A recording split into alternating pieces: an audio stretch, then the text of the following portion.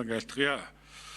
Улсын их хурлын 2022 оны 36 дугаар тогтоолын хэрэгжилт үр дүнтэй танилцсан санал дүгнэлт боловсруулах ажлын хэсгийг улсын их хурлын байгаль орчин хүнсүүд аж ахуйн байнгын хороо.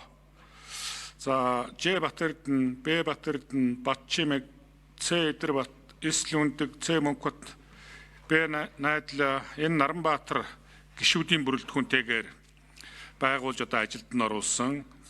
За манай ажлын хэсэг 3 удаа хуралдаж 36 дугаар тогтоолынхон хэрэгжилтийн нэгдсэн тайланг засгийн газрын хяналт хэрэгжүүлэх газраас за мөн сангийн яам, хүнсүүдийн аж ахуй хөнгөн үйлдвэрийн яам, Монгол банк холбогдох одоо бусад байгууллагуудын мэдээлэл авалгааг авч за мөн эдийн засгийн хөгжлийн яам, байгаль орчин уур амьсгалын өөрчлөлтийн яам, зам тээврийн яам, боловсролын яам, эрчим хүчний яам, үндэсний аудитын газар, үндэсний статистикийн хороо, газар зохион байгуулалт геодын 600 газруудаас нэмэлт мэдээллүүдийг авч за одоо санал дүгнэлтээ улсын их хурлын тухай хуулийн 22 дугаар зүйлийн 22-ын 3-13 дахь заалт, хяналт шалгалтын тухай хуулийн 9-5 дахь заалтын дагуу бэлтгэж та бүгддээ хөргүүлсэн.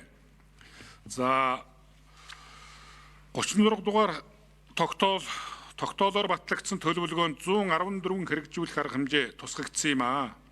62.6% хэрэгжилттэй байна гэж дүгнсэн. За тодорхой одоо хэрэгжилт үр дүн сайн яваа. За бас анхаарах хандуулах ёстой хэрэгжилт удаашралтай яваа бүлэг заалтуудaan бол танилцуулга мэдээлэлдээ бүрэн тусгасан гэдгийг хэлье. За энэхүү тогтоол төлөвлөгөөг хэрэгжүүлэх үүднээс улсын их хурл засгийн газраас 2023-аас 24 онд нийтдээ 1.3 их найд төгрөгийн одоо хөнгөлөлттэй зээл олгох бололцоог бүрдүүлж зээлийн хүүгийн хөнгөлөлтийг улсын төсөвт тусгаж одоо ажилласан. За нийт зээлийн 48.2% нь эргэлтийн хөрөнгөнд, 51.8% нь хөрөнгө оруулалтын арга хэмжээнд зарцуулагдсан байна.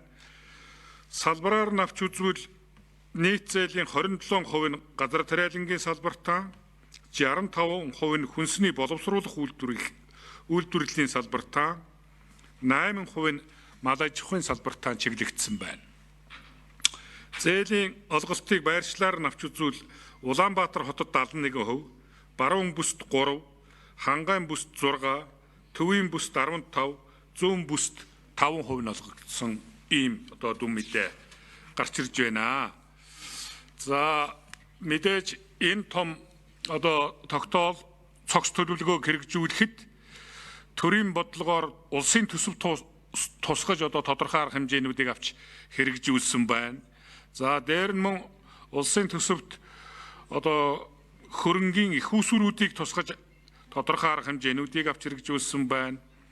Татварын хөнгөлөлт дэмжлэгүүдээр одоо бас дамжуулж тодорхой арга хэмжээнүүдийг авч хэрэгжүүлсэн байна. Тэгээ энэ бүхний үр дүнд энэ салбарт одоо 39 үйлдвэр шинээр байгуулагдаж үүний одоо 8 сүү боловсруулах чиглэлдээ, 10 нь махан бүтээгдэхүүн боловсруулах чиглэлдээ, 12 нь гурилан бүтээгдэхүүн боловсруулах чиглэлдээ, 4 нь ус шүүсний чиглэлдээ, 2 нь жимс жимсгний боловсруулах чиглэлд, за сав баглаа боодол давс үйлдвэрлэлийн чиглэлдээр 3 одоо үйлдвэр шинээр ашиглалтанд орсон байна. За энэ хугацаанд тариалангийн талбайн ашиглалт 13%-аар нэмэгдсэн байна. Нийтдээ 111 мянган гагаар.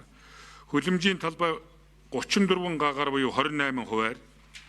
Зөөрийн багтаамж 37 мянган тонноор буюу 15%-аар. Өтрмийн багтаамж 34 мянган тонноор буюу 7%-аар тус өссөн байна. За энэ бүх одоо мэдээлэлээр тулгуурлаад цаашид авч хэрэгжүүлэх арга хэмжээний чиглэлдээр одоо 9 тодорхой заалтыг тусгаж засгийн газартаа чиглэлөх ёстой гэж одоо мэдээлэлдээ тусгаж оруулсан. Тийм учраас одоо ажлын хэсгийн тайлан дүгнэлтийг хэлэлцэж дэмжиж өгөхийг одоо та бүгдээсээ хүсэж байна. Энэ одоо тайлан дүгнэлтэн дээр тулгуурлаад засгийн газарт чиглэл өгөх тухай тогтоолын төслийг боловсруулсан. За энэ нь хэлцэх асуудлын 3 дээр байгаа учраас би тусдаа явах юм байна гэж ойлголоо. Ингээд мэдээлэл хийж дуусна. Баярлалаа. За, Авсах хурлын гишүүн Жигжтэн Бачиргал.